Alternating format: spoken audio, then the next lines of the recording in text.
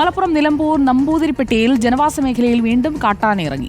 ഇന്ന് രാവിലെയാണ് നിരവധി വീടുകളുള്ള മേഖലയോട് ചേർന്ന് കാട്ടാന ഇറങ്ങിയത്. വ്യാപകമായി കൃഷി നശിപ്പിച്ചു. അഷ്കർ അലി കരിമ്പ നമുക്കൊപ്പം. അഷ്കർ അലി, ജനവാസ മേഖലയിൽ കാട്ടാനയുടെ ശല്യം നേരത്തെ ഉള്ളതാണോ?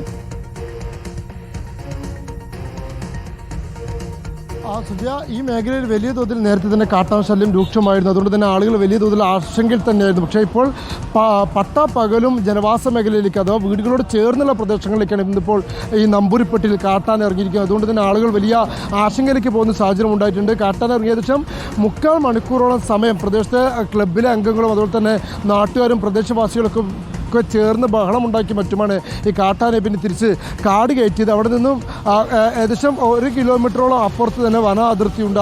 ആ പ്രദേശത്തേക്കാണ് പിന്നീട് ഈ കാട്ടാനെ കയറ്റി വിട്ടിരിക്കുന്നത്. അതിനിടയിൽ തന്നെ വലിയ തോതിൽ കാട്ടാന പ്രദേശത്ത് വ്യാപകമായി കൃഷി നാശമുണ്ടാക്കുകയും ചെയ്തിട്ടുണ്ട്.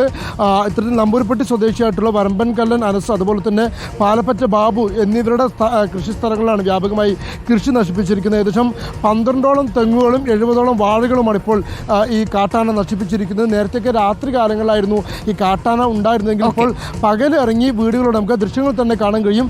വീടുകളോട് ചേർന്നുള്ള പ്രദേശത്തോടുകൂടിയാണ് ഈ കാട്ടാന കടന്നു പോകുന്നത്. അതുകൊണ്ട് തന്നെ വലിയ ആശങ്കയിലാണ് ഇപ്പോൾ ഈ പ്രദേശവാസികൾ. സുജിയ, ശരി. ജനവാസ മേഖലയിൽ വീണ്ടും കാട്ടാന ഇറങ്ങിയതിന്റെ ദൃശ്യങ്ങളും വിവരങ്ങളുമാണ് അഷ്കർ അലി പങ്കുവച്ചത്.